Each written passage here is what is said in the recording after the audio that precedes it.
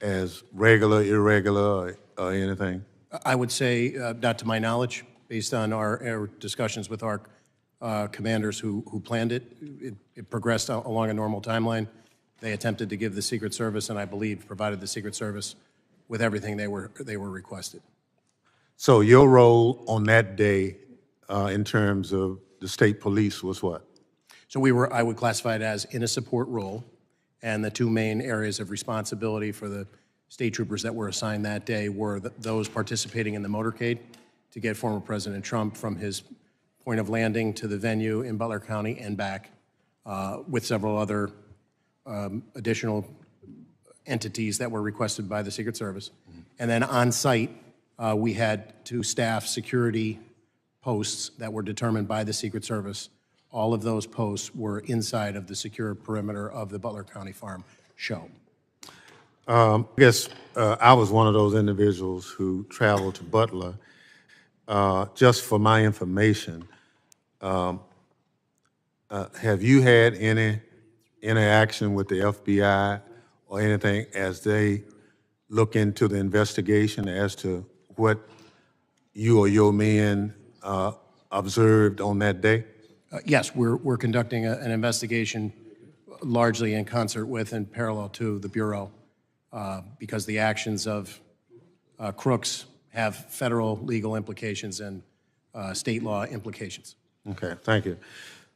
President Yoes, in your comments, you talked about the need for communication. You talked about FirstNet. And so we have federal, state, and local law enforcement at an event like what we're talking about in Butler. But in our conversation with some of the locals, not state police, but the sheriff's department and the chief of police in Butler yesterday, those individuals did not have communication with actually state police or Secret Service. Would that, in your professional opinion, be a vulnerability for managing an event like this? Well, I think we can go back to 9/11 when we identified at that time that the interoperability of different agencies to be able to communicate really was a hindrance. There's an infrastructure in place now to address these interoperabilities, but at the same time, they're not always utilized in every event. I do not have any direct knowledge whether that was the issue here, but I can tell you it is a common issue in law enforcement and an ability for our agencies not to be able to communicate. Not that the technology is not necessarily there, it's because that they're not always incorporated.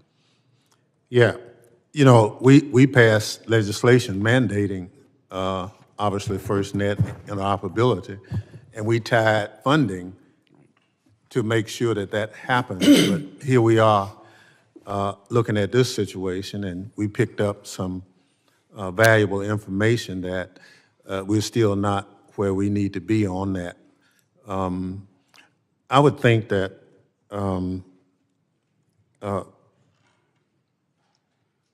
Colonel, the role of the state police is invaluable, but it appeared in talking with some of the local officials,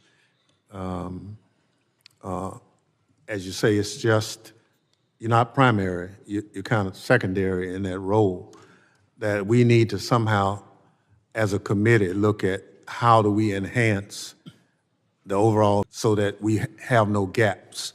So I look forward to the work of this committee, identifying the gaps, look at the after-action review to close those gaps. So just to tell you one, Butler, Pennsylvania has no permitting process for events of that size. So you can announce it and hold it, and local government doesn't really have anything to do with it. And we were assured by local government that they would try to fix that. That they said we have to be more involved in events of this size so that if this was not the best venue, then that permitting could have gotten engaged and suggested an alternate venue, those kind of things. So thank you very much. I yield back. The gentleman yields. I now recognize Chairman McCall for 5 minutes questioning.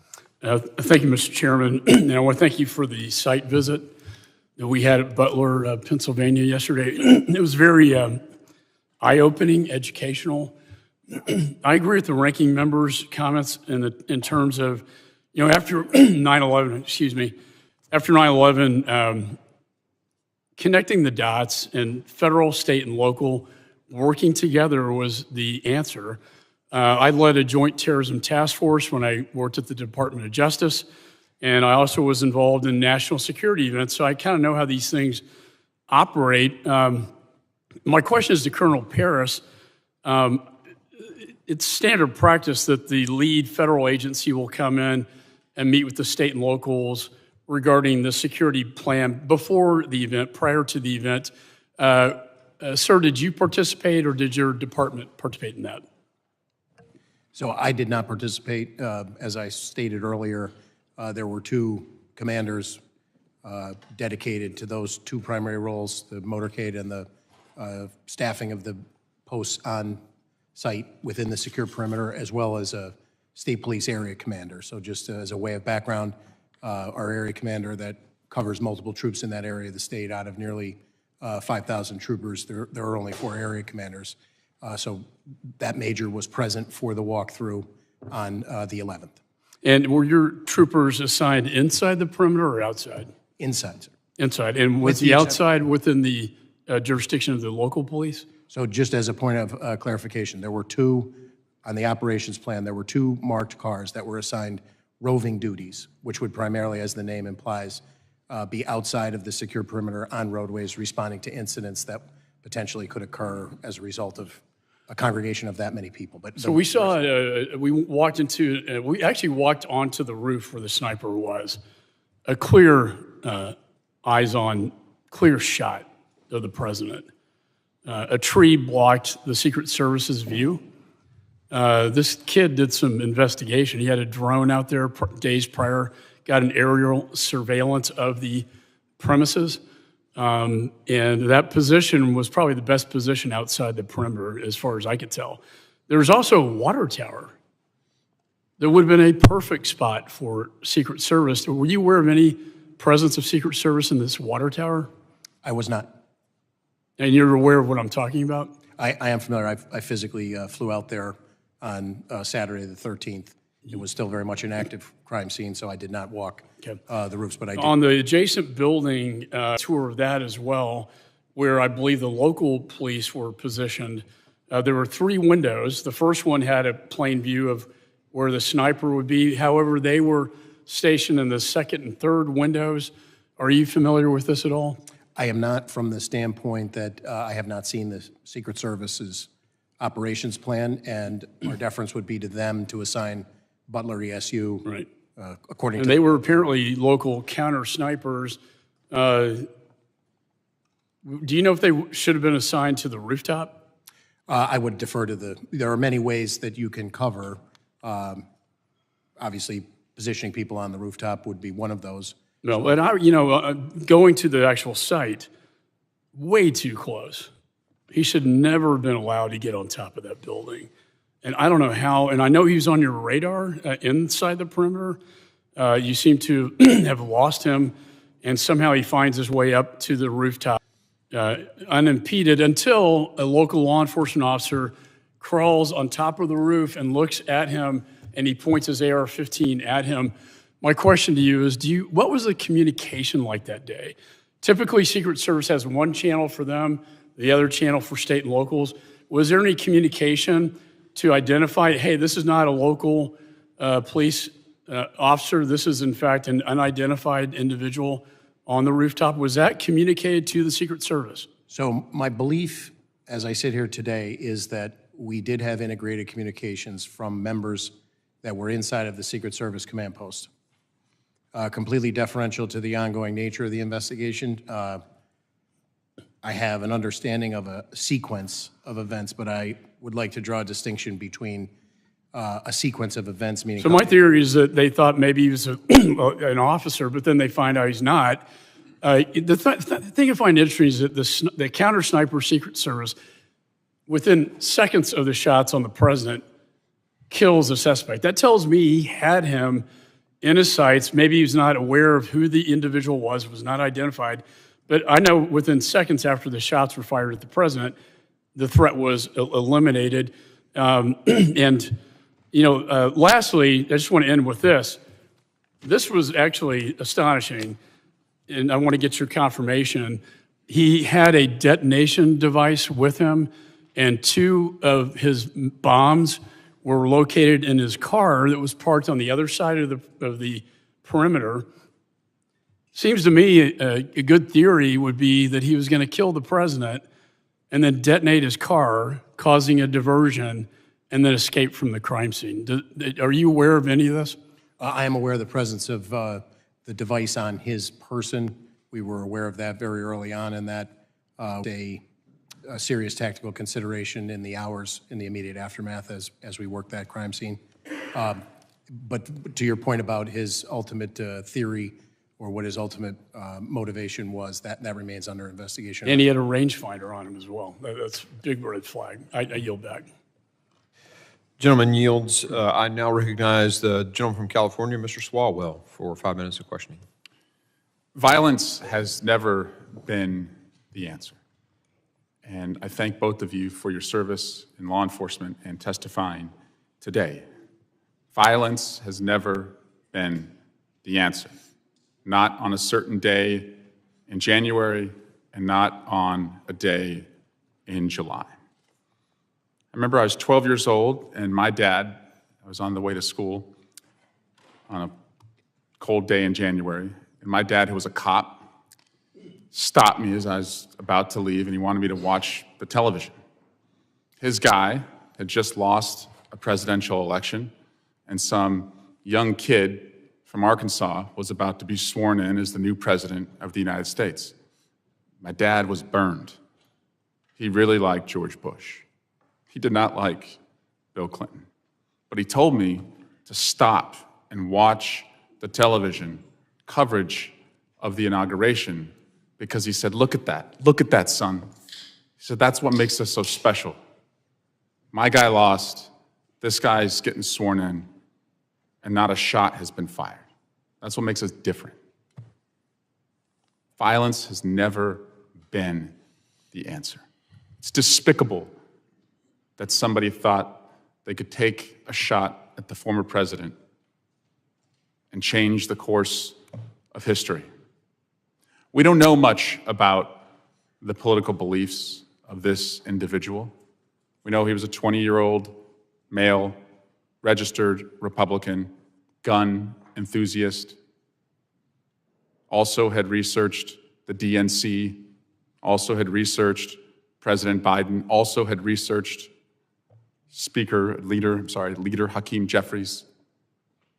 We don't know what led this madman to try and kill the former president, but it's despicable.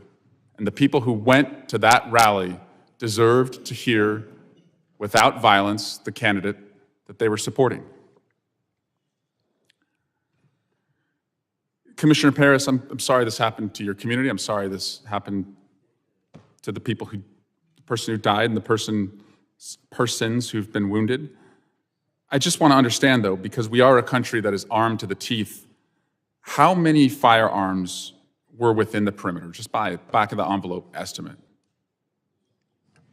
The only firearms of which I'm aware that were inside of the perimeter were those in the possession of law enforcement. And would you estimate that was hundreds or dozens?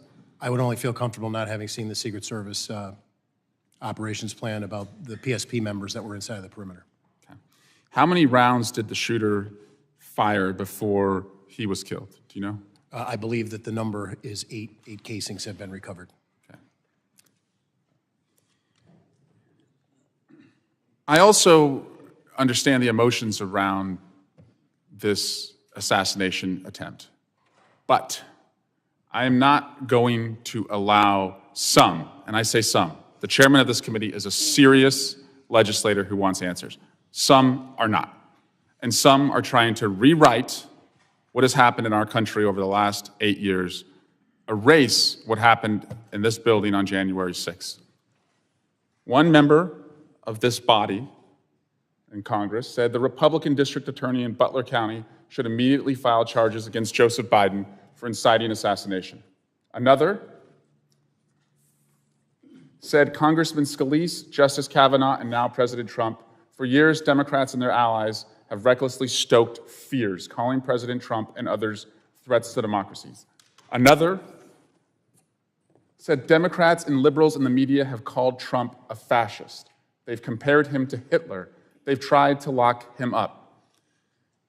A radical shift in what has really happened in our country. In fact, the former president's current vice presidential nominee is the one who said that Donald Trump might be America's Hitler, might be a cynical a-hole, cultural heroin he's responsible for, nauseous and reprehensible.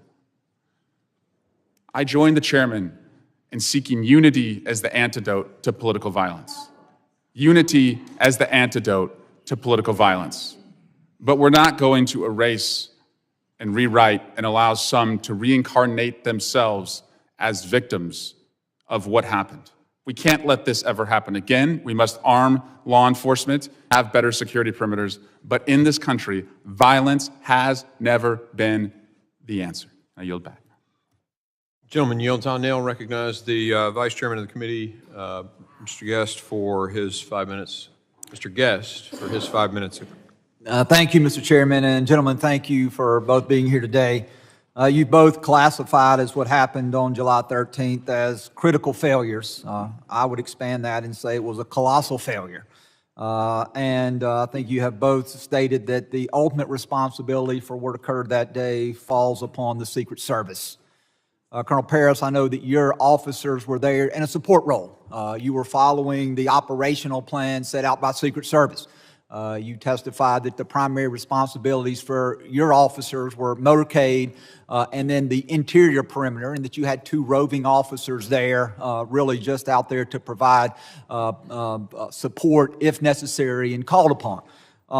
You mentioned earlier that you went to the scene on the 13th, and thank you for going there and being a part of that.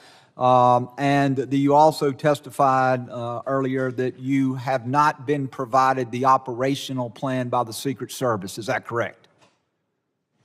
That's correct. We haven't received it yet. When did you request that? I'd have to go back and check in the earlier part of the investigation. That was just something that we asked for as a matter of course. We were not told no. We just, to date, have yet to receive it. And that would be important, would it not? If you're going to investigate what happened on that day, the operational plan, that is the starting point for all the events that later transpired. Is that correct? Well, I don't want to overstate the role of the state police here is to investigate the 3 Pennsylvanians that were shot and the use of force by the Secret Service counter sniper. To the extent that we need to know the sequence of events leading up to that, we obviously would like to know as much as we can, but it's not our role to do an after-action report on the sequence. Well, but all the shootings occurred simultaneously. The same shot that struck President Trump, one of those shots killed one of your fellow citizens, and 2 others were injured. And so you can't separate the 2. This is one investigation into a shooting that occurred in which one of your citizens were killed, 2 more were fatally injured, in which the president himself was struck. And so the fact that the Secret Service is stonewalling your investigation, that they're not providing you this information. We saw the testimony yesterday from the Secret Service director where she refused to answer questions and has now resigned. I find that to be especially troubling. We have the Secret Service not wanting to cooperate with Congress, not wanting to cooperate with a fellow law enforcement agency, and I personally find that troubling. As we look, and as you are aware from speaking to your officers that were there physically on the scene that day, did Secret Service, did they have any drones in the air so that they could have an eye in the sky and see what was happening to your knowledge? To my knowledge, I am not aware that they were using drones, but that And I haven't seen the operations. And does your agency have drones? We do maintain some drone. So if Secret Service would have requested your agency to fly drones that day, you would have been able to do so. Is that correct? We would have endeavored to try to honor that request. Yes, sir. And you testify that you've been to the scene of the shooting. Did you see the water tower that's located approximately 100 yards from the building where the shooter fired those shots? I did see it, sir. And would it have been possible to have put an officer, and again, that's not your responsibility to do that, that's the Secret Service's, but would it have been possible to put an officer there looking down on the scene of the rally and the building where the shooter occurred? Would that have been something that would have been possible to do? Presuming that there's a way to access the water tower. I didn't walk over. I was probably several hundred yards away, so I can't say that I could. And if you had an officer up there, that would have provided you a strategic viewpoint of the events that were transpiring below, correct? I would agree. Tactics, height gives a tactical advantage. Yes, sir. And then I want to ask you also about the roof where the shooter was located. You said you didn't go on the roof, but you viewed the roof. Is that correct? Yes, sir. The Secret Service director, prior to her resignation, said that she did not put anybody on the roof because it had a sloped roof that would have created a safety concern. Now, I was in Butler, Pennsylvania yesterday with many members of this committee. My fellow member, Carlos Jimenez, who is 70 years old, and I guess he doesn't mind me saying that since he has put that information out there. There's video of him easily traversing the roof, walking across the roof, and even though he is some 50 years older than the shooter. And so my question is, do you agree with the assessment of the former Secret Service director that the roof was so sloped that it created safety concerns? I can't agree with that statement, sir. All right, thank you very much. I'm out of time and I yield back. Gentleman yields. I now recognize Mr. Correa for 5 minutes of questioning. Thank you, Mr. Chairman, and I want to thank you and the ranking member for putting together the trip to Butler yesterday. Good, eye-opening trip. And Colonel Paris, thank you for hosting us out there. I certainly hope that the Secret Service does cooperate with us in our investigation as to what went wrong.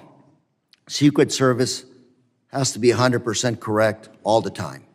There's small force, 2,300 plus maybe 1,300. So you local police officers are the force multiplier. And to hear you say that miscommunication was an element here is unacceptable. We talked earlier to the fact that FirstNet was put together post 9/11. It's a little bit over 20 years ago. And to hear that we still don't have the technology for people on the ground to talk with each other is of concern. It's even of greater concern to me when I was taking a tour of that farm in Butler, Pennsylvania yesterday. I had local law enforcement officers, local electeds coming to me, whispering to me, there's more here to the story. We need to talk about what actually happened. To have people that were on the ground there concerned, afraid of stepping forward is unacceptable. To tell us of other failures that maybe this committee does not know about yet, that were part of what happened in Butler, Pennsylvania, is unacceptable. I asked one of the officers, safety officers, could you talk to the Secret Service? Said, no, we can't communicate. Took us 15 minutes to communicate with them. Local elected official who said, I have other stories that I need to talk to you about when you have a moment. Ladies and gentlemen, we're 4.5 months away from this election. Pennsylvania is a battleground state. You will have these kinds of events again. And to know that we don't have the facts, let alone execute a plan to fix the holes, is unacceptable to our democracy and to our country. We can talk about the facts. The facts are a lot of things went wrong. Let's talk about how to fix it. Fix it now. I think we start with accepting the fact that things went wrong and that we need more resources. Colonel Paris, your volunteers, your officers that you put on the line to help the Secret Service, are they actually compensated somewhere for their overtime, their extra time they're out there? They're in a paid status, yes. They're not, we assign them to those duties, and if they incur overtime as a result of the contract, the contractual bargaining agreement, we pay them. So let me ask you something in the minute and a half I have left. One of the local officers there, after we spoke a while, I said, well, let me summarize what you just told me. You're asking me who's in charge. And he asked me, yeah, I want to know who's in charge. I said, well, let's talk some more. And he said, Lou, we don't know if it's the campaign or the Secret Service that's in charge here. Said, if I called for a row of dump trucks to be put up behind the stand, it wouldn't happen because the optics would not be good for a campaign rally. I want to know who is in charge protecting our national candidates. And Mr. Chairman, I'd like to see if we can ask those tough questions. This is not a Democrat or Republican issue. This is about trying to come up with some rules, protocol to make sure this does not happen again. After the events, we can sit here, we can point fingers at each other and talk about partisanship. It's not going to fix our democracy or electoral system. Mr. Chairman, I do hope we go back and talk to a lot of those folks who are not here today, who wanted to talk, who weren't invited, and a lot of people, even if we invite them, are not going to talk. Because frankly speaking, they want to keep their heads down as the shooting continues. Thank you, Mr. Chairman, and I yield.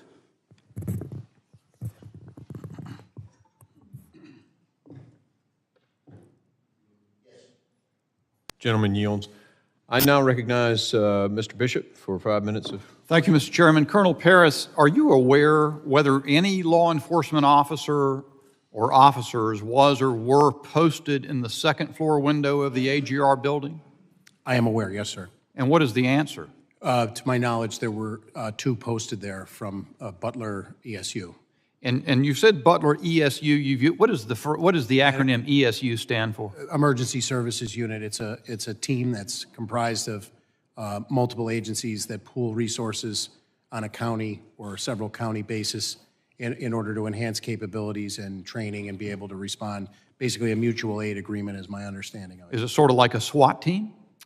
They are trained in SWAT tactics, to my knowledge. So yes. how many ESU officers were posted to that second floor window? So I am aware that 2 were in the building, but again, I have not seen the Secret Service operations plan.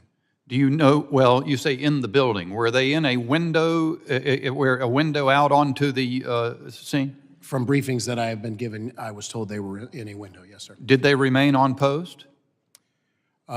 I was told that at a certain point, they began searching along with other local officers in the immediacy after Crooks had been identified as suspicious by them.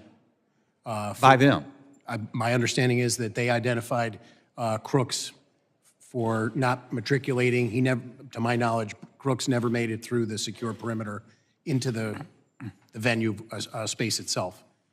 He was identified by those members as suspicious, in part because of that. And then at some point, he produced the rangefinder, which heightened that suspicion. So Representative Crane took a video on site yesterday. I'd like staff to put that up. It's just very short. There's a few seconds. They can do that.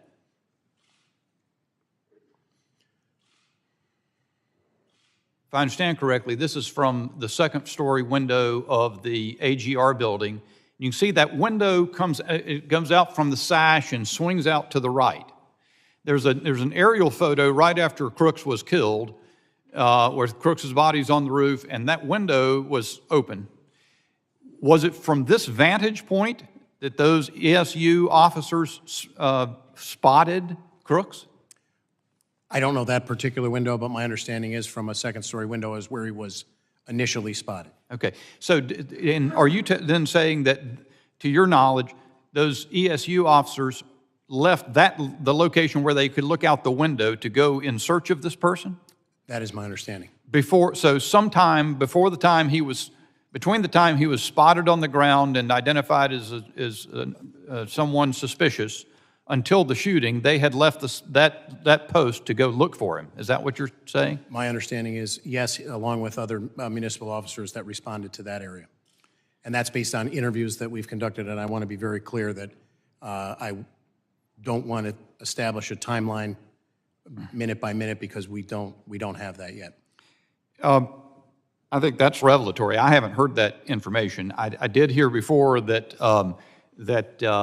and there's a local news station. Well, there's a local news station report from July 17 that says that local law enforcement were told they couldn't be responsible for securing the AGR building during the Trump rally. And of course, you've testified a moment ago or earlier in this hearing that it was your understanding that the meeting with the Secret Service on the site was that ESU was going to handle the AGR building. Which is it? Do you know? My understanding is what my initial answer was. Okay. You also, in response to Mr. McCall, you started to say something. You were saying that you did have integrated comms, and you were saying you were deferring to the ongoing investigation, but you have an understanding of the sequence, and then he cut you off and went on to another question. Do you know what you were about to say? Do you remember that? Just that we had members of PSP inside of the Secret Service command post, and we were maintaining communicating with our people. Had ESU maintained position in that window overlooking the roof, isn't it true that they would have had a clean shot at Mr. Crooks as he was ascending the roof to his shooting position? I'm not prepared to say that because I don't know the exact timeline of events. But it's your understanding, though, that they were no longer in that room where they had been previously overlooking the building at the time he was ascending the roof. Is that correct? Could you repeat that question? The ESU officers were no longer in that room where they could look out the window and oversee the roof as that video shows. I believe they were actively searching along with additional municipal officers for Mr. Crooks. Thank you, Mr. Chairman. My time's expired. Gentleman yields. I now recognize Mr. Carter. Thank you, For Mr. 5 Chairman. minutes. And thank you to our witnesses for joining us today as we convene to discuss the attempted assassination of former President Donald Trump and its profound implications on our nation's political landscape. It is imperative that we recognize the growing threats to our homeland. The failure of the Secret Service to protect former President Donald Trump must be thoroughly investigated and addressed to ensure such an incident never happens again.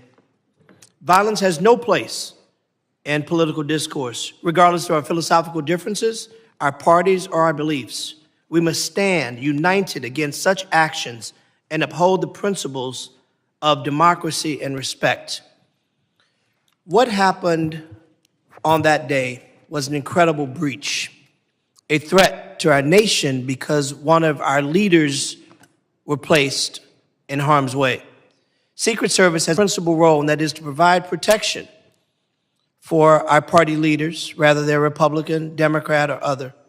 Rather, they are someone that we agree with or someone we disagree with. It's not a luxury. It's a necessity. It's an imperative. And while we all have lots of questions, it appears abundantly clear that the two of you, and while we appreciate you being here, own no responsibility to the breach. And I respect the fact that the questions that are coming to you are very difficult for you to answer because you have limited facts. But I do appreciate your presence. I appreciate your leadership. I appreciate what you do. And for all the men and women in uniform, we thank you for putting your lives on the line to protect us. I will ask this general question. If you were in charge, can you say what you might have done differently? I would defer to the Secret Service from the standpoint that our expertise in the Pennsylvania State Police is not primarily focused on full-time dignitary protection, sir. I would endeavor generally to try and put whatever resources and partnerships in place to maintain and ensure the safest event we possibly could. do you believe that the coordination failed between agencies? Again, I can only comment on the state police portion at this point. We continue to learn more 10 days in, and I have not seen the Secret Service operations plans. Mr. Yoes, can you join us and share any light in your expertise on Yes, where we are and how can we make sure this absolutely never happens again, regardless of who might be at the podium?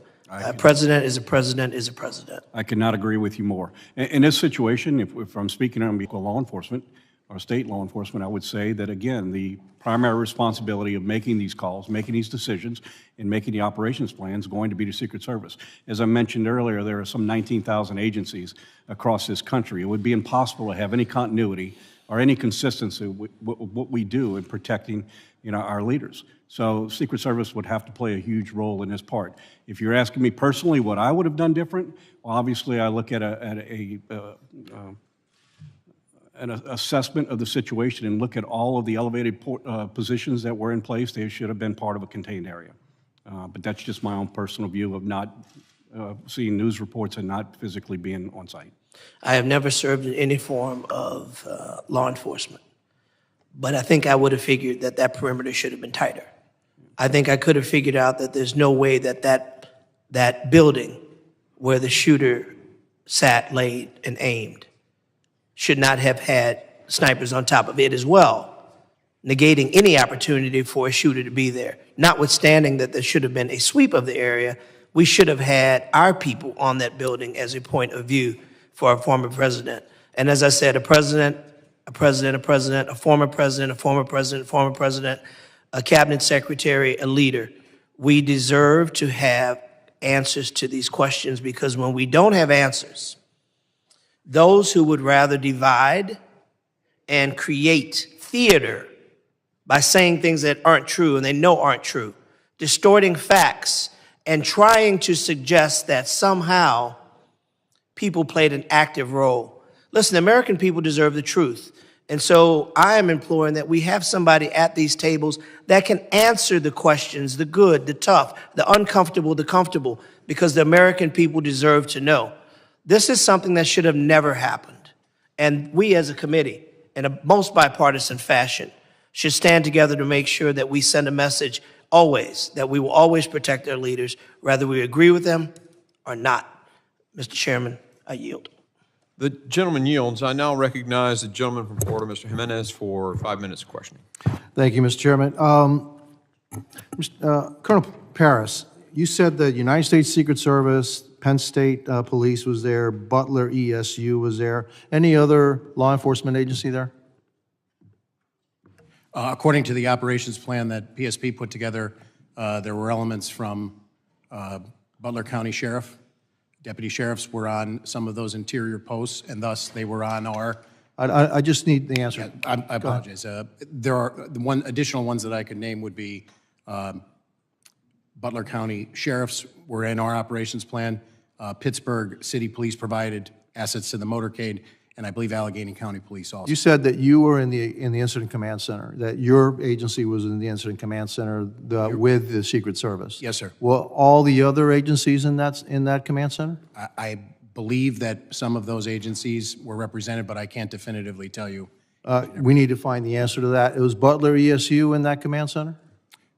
I was told at one point that there was a representative in there. How long and over what period, I'm not sure. I'm aware of 3. So the agency that's in charge of the outside perimeter, actually the agency in charge of the greatest threat, because when you stand at the podium, and I stood there, and when you look, all you had to do is look around. There's the greatest threat right there. It's 100 yards away. It's elevated, direct line of fire to the president. I stood on that roof. No problem standing on that roof. And yes, I am 70 years old, okay? Very youthful. So the timeline is very important here. If, in fact,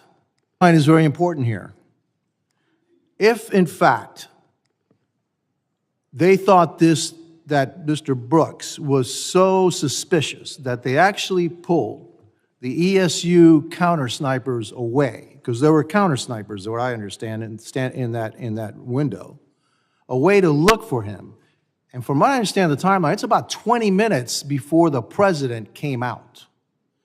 Was that information relayed to the Secret Service? That they were looking for a suspicious individual and that people had been pulled away to look for that suspicious individual? Was that relayed to the Secret Service? I believe that it was. And was that relayed to the Secret Service, the team that surrounds the president himself? I can't answer that. Well, if it wasn't, that's another big mess up. And I can tell you, this is just one of a bunch of mess ups that I've seen. One of them, question that I have is, why in the world was that team from ESU in the building to begin with? Why weren't they on a rooftop? And it was a hot day, right? And so that's another question that I'm going to, why were you assigned inside a building when you have a little window, it's like this big, right? And your line of sight out of that window, unless you stick your head out of the window, is pretty limited, your view. So why were you inside and not outside? Who said for them to be inside and not outside? What did the Secret Service tell you were inside the perimeter, right? Yes. For the most part, You're saying you were inside the perimeter. Me personally, or No, I'm saying your agency was inside the perimeter. But actually the biggest threat was outside the perimeter. And so who developed the plan to protect the outside of the perimeter? There's only one agency. That's the United States Secret Service. Because you really can't ask the local agency to do that because they're not in the business of dignitary protection. They don't do it all the time. You don't do it all the time. They do it all the time. So, Mr. Chairman, we're going to need those other agencies to come in. We need a timeline. Who said what to who, and what the action that was taken. You know, one thing that I noticed in another video, and I've got to find out if it's true, and it appears to be true, is that the snipers on the south side repositioned to look to the north side. And I want to know what the timeline for that was. How far in advance were the snipers, the counter snipers on the south side told, hey, you need to look at a threat on the north side? And how much time was there between that and then the shots being fired? Do you have any information on that? I do not have a specific timeline. Okay, and those are that's the information that we need. It's not unusual to have people on different frequencies. Actually, you have to because you have so many people, but you have to have everybody in the same place so they communicate with each other. So we need to know if everybody that was in charge or had responsibility for protecting not only the interior perimeter, but outside the perimeter, if they were all in that incident command center. And if they weren't, that's a huge problem too. Thank you, and I yield back. Gentleman yields. I now recognize Mr. Magaziner for 5 minutes from Rhode Island. Thank you, Mr. Chairman. And first, I just want to join my colleagues from both sides of the aisle earlier who recognized the tremendous legacy of our colleague, Sheila Jackson Lee, who I feel very fortunate to have had even just a year and a half to work with on this committee. She always came prepared. She was diligent. She brought empathy and was a great example to us newer members. So I'm very grateful for her legacy, and I know it will live on for a long time to come. And I also join my colleagues on both sides in condemning the assassination attempt on former President Trump and condemn all acts of violence. Violence is not the answer. Our condolences go out to the family of Corey Comparator and all who were injured and traumatized by what occurred that day. And I think about the children who were at that event and had to witness that. And that is something they will carry with them for the rest of their lives. We don't know the motivation of the shooter at this time, but I remain concerned by the rising tide of political violence and domestic violent extremism in this country, which impacts all of us. This is something that some of us have been talking about a lot in this committee. In 2023, the U.S. Capitol Police investigated more than 8,000 cases of direct threats against members of Congress, a tenfold increase from 2015.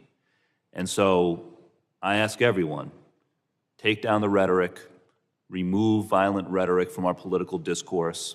Remember, as President Lincoln said, that we are not enemies but friends, and we have to appeal to the better angels of our nature. And yes, We have to make sure that this never happens again. It is welcome news that the director of the Secret Service has resigned, but if we say that that is enough, then we're not doing our jobs. We need to understand what protocols, policies, resources need to be changed, if any, to make sure this does not happen again. Colonel, I wanted to ask, I imagine the Pennsylvania State Police deals with lots of events like this, right? You have lots of political events, big events, Secret Service protectees who come in and out of Pennsylvania. So can you just help us understand, is it unusual to have such a small perimeter around an outdoor event like this one? I would say that we routinely, as a matter of course, exercise deference to the Secret Service to set the perimeter for an event like this based on the protectee.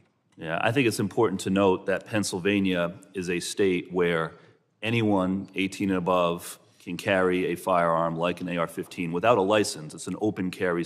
And so my second question is, outside of that perimeter, were there any controls in place or any, legal tools that you had at your disposal if an individual with a firearm had been spotted, again, within 300, 400 yards of the former president? I would defer to the Secret Service. I haven't seen their operations plan, sir. Right, but you as state police and then also the Butler local police who were responsible for areas outside of the perimeter, if this individual had been spotted earlier with a firearm because it is an open carry state, what legal tools would you have had at your disposal? So we would have responded and attempted to make contact and ascertain what the person was doing there and what their activity was. Yeah. So a number of us have asked questions about lines of communication, and I think that's important, right? Because to the layperson at home, what we're trying to understand is if this individual was spotted on the roof, as he appears to have been well over a minute before the shooting, did the local officers who spotted him know how to radio into the command center? Was that information relayed? And then was it in turn relayed to the Secret Service? This question has been asked a few different times, but can you tell the public what you know about whether local officers outside the perimeter knew how to radio in a suspected threat, whether there was an individual in the command center who was receiving those calls and communicating them to the Secret Service? So I do know that Butler County set up a command post on the site itself, along with the Secret Service's command post, but they were not located in the same building. The exact communication between municipal officers and that command post or the county dispatch that they would rely on. The state police have our own statewide dispatching. We can communicate with the dispatching centers telephonically and through electronic means, but we maintain separate dispatching systems, so I would defer to... So the locals were not included in the Secret Service command center. The state police was or was not? The PSP, I can assure you the PSP was in there. Yeah. Additional people, I was briefed on one occasion that there was a representative from Butler ESU that was in there. When they were in there and the length is not really a focus at this point of our investigation into the homicide and the attempted 2 homicides, as well as the officer-involved shooting. So that sequence of events has come up pursuant to us investigating that, but I am very remiss to give you a minute-by-minute timeline and what the communications were. Thank you. I yield back. Gentleman yields. I now recognize Mr. Pfluger for 5 minutes of questioning. Thank you, Mr. Chairman. My deepest sympathies to the family of Sheila Jackson Lee. We worked very closely together on many things, and she was an excellent member of this committee. I agree with my colleague, Mr. Carter, when he talked about Americans deserve the truth. I absolutely agree with that, and also Mr. Magaziner talking about Republicans and Democrats working together on the oversight. Imagine if we worked together, the transparency that we could have on so many other issues that are going on right now, and I believe that that is possible for us to do. Thank you both for being here. Colonel Paris, was it clear to you, when we talk about rules of engagement, deconfliction plans, the assignments of which law enforcement agency will cover which section, did you have concerns prior to the president coming on stage? And if so, did you voice those concerns to the Secret Service? So just to be clear, I was not present at the venue on July 13th. But in the planning and the lead-up, Planning, my default position would be that our commanders are aware of what their responsibilities are within a unified command structure reporting to the Secret Service. And do you believe that it was absolutely clear that there were zero questions of who was supposed to cover what areas of the venue? I can only comment to our responsibilities, and I believe our responsibilities were delineated to us, and I believe we met or exceeded those responsibilities based on everything that I know as I sit here 10 days in. I think there's still a lot of questions regarding the plan, you know. Agreed. And this is always, in any sort of protection assignment, that's always the hardest thing. Who are friendly assets? Who could be a vulnerable hostile actor? Who displays hostile intent, hostile act? I think it's clear there was a failure, and we definitely want to get to the bottom of it. President Yoes, do you get the impression that Secret Service, at any point in the run-up to this or other events, has been stretched thin when it comes to just the work hours that they are putting in, the resources that they have? Was that communicated in any way? Well, I can't speak directly to that. I can tell you that law enforcement across this country is stretched thin, just simply due to the inability to be able to attract the best and the brightest at any levels in order to maintain the staffing levels we need. So if that is the case, and we're not meeting those levels in Secret Service because of our inability to be able to recruit, then we need to address that. Or if it's the alignment of assets and the assignment of individuals, then that in itself is something as well, and something I'm not in a position to be able to speak about, other than to recognize that there's two huge factors here that need to be addressed. Well, it's clear that that's the case, and God bless both of you for what you do, for the hours that you put in to protect our communities, and we can't do it without you, and we need you, and we will continue to advocate for you. I want to talk about now, that leads me into this next question. There's a piece of legislation, H.R. 8081, called the Disgraced Act. It says, denying infinite security and government resources allocated towards convicted and extremely dishonorable former protectees act, which is a whole mouthful of basically taking details away from people that could include those who are convicted. Talk to me about the impact if former President Trump didn't have a protective detail of U.S. Secret Service there. Talk to me about the impact on state and local partners to protect them in any of the communities that you represent.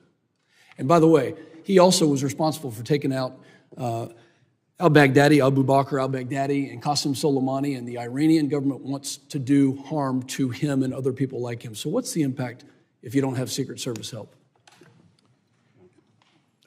More than happy to yield.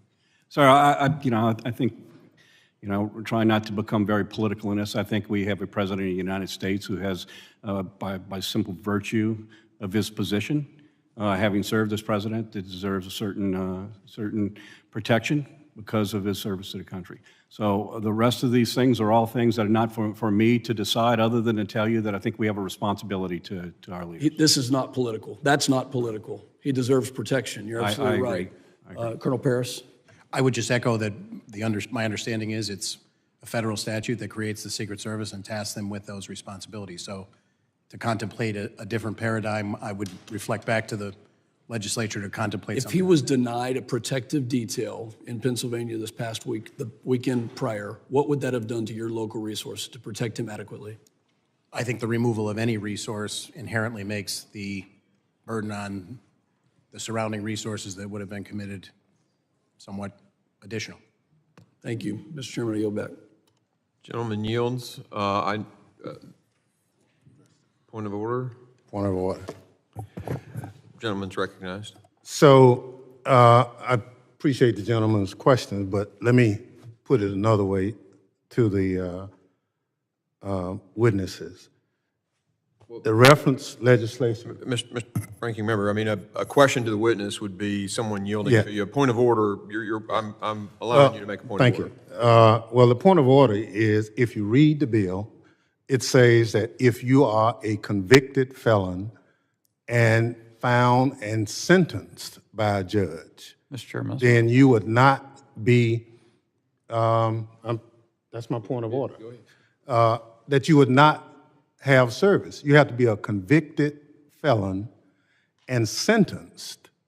Now, at the time the bill was filed, nobody who was a protectee was a convicted felon.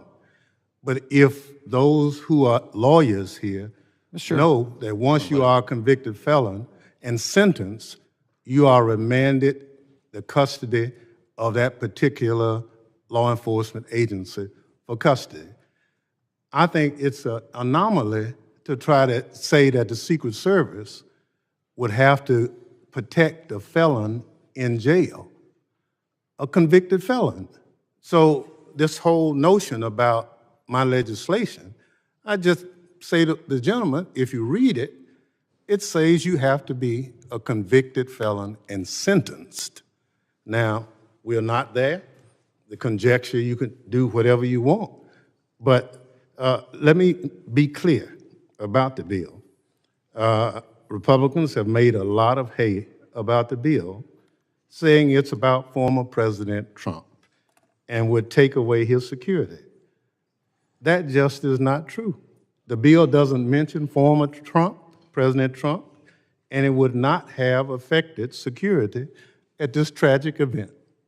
The bill talks about any Secret Service protectee who is convicted of a felony and sentenced to serve jail time, and it does not take away security.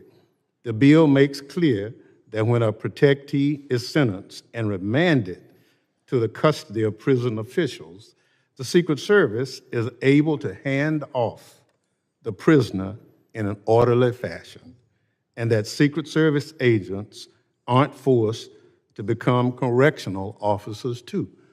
That's the legislation. That's all it says. For the record, we can go back to... The gentleman will need to get to his point of order. Well, point of order is the line of question is inconsistent with the legislation. And it does not say on that day former President Trump would have been without Secret Service protection. He is not sentenced. If he's not sentenced, he will still have the protection. Plain and simple. So you yield on your point of order, Mr. Ranking Member? You did, okay. I want to make a point of order then as well. And, you know, a lot of times we hear from both sides of the aisle about rhetoric and how rhetoric and the things we do in messaging bills that we do shapes discussion, impacts people. And first, my point of order is prison isn't necessarily a safer place. You can ask Mr. Epstein's family about that. And so to suggest that somehow you'd have the security necessary in a prison, I think is just not an accurate statement. In terms of, you know, I agree with the ranking member that his bill did say that it would not apply in this particular case, but, you know, it's more about what we're doing and what we're saying at certain times that generates the attitude in our society. And so I just make that point of order about this particular legislation. I made in my opening remarks a request that he would draw the bill. You just have a second. I just wanted to make a quick comment. I think the chairman was clear that this bill was filed well in advance. So to connect, you mentioned timing. It's important to mention timing, that it wasn't. Well, we don't want to debate the bill. We're here to hear from witnesses that are here. So I'm going to go ahead and end this now, and we're going to move on. And I think actually Mr. Ivey is up for 5 minutes. Thank you, Mr. Chairman. And I want to associate myself with the remarks of our members here with respect to the loss of Ms. Jackson Lee. It's with deep sadness that I feel her loss. I share not only this committee with her, but on the Judiciary Committee as well. And she was insightful and inspirational in the way she handled herself and her role here in Congress. I also want to join with the comments about sympathies to the comparator family and the individuals who were injured on the day of the shooting. And I want to thank the chair for taking us up to Butler yesterday. My only regret about it was that it was too quick. And I think that, and I didn't know it was going to be like that, frankly, until after we got there and had a chance to talk to people in the community. But when we got there, they were very anxious to talk to us. In particular, I had conversations with Angela Flieger, supervisor for, and I hope I don't butcher this too bad, Connequenessing Township, who was extremely helpful, and Sam Zerzolo, who was a commissioner from Butler Township. And they were able to provide information on several fronts that I think we need to pay attention to, not just for this particular event, but going forward. Could you hit a video for me there? I think Ms. Flieger tried to produce this and send it to me. The red building is the one that was directly behind the stage. The building in the center there was where the shooter was. The reason I'm asking for this to be shown is that as you get past the middle of it, and look to the opposite side of the field from where the shots came. Oh, you can stop it now. I counted about 12 rooftops there, just sort of standing at the front. I'm a former federal prosecutor. I don't have a background in protection, but my thought was, why would we pick a spot where you had that many rooftops that were available? And my colleague, Mr. Crane, definitely defer to your experience as a sniper in the military, and your point about picking the water tower as a higher point would have been a good one, I think, to consider. And I'm curious about finding out what the Secret Service would say about that. But I just thought that this was a bad site to pick no matter where you put them. There was just too many openings. The field was totally open. And one of the things that Ms. Flieger pointed out was that the road that went to the side of this spot here, the stage was right in front of those two buildings. The snipers were on top of those, I believe. They didn't shut down that road. And she also showed me a photo of her husband going in on that day through a fence that wasn't guarded in the perimeter area. Another point that she made was that the night before the speech was done, she and 50 or 60 other people from the community came to decorate the stage and put up the red, white, and blue blending and the Trump signs and everything. But the point she had there was that none of those people were vetted before they went into the area and were up at the stage and could have done anything, I think was the point that she made, and also noted that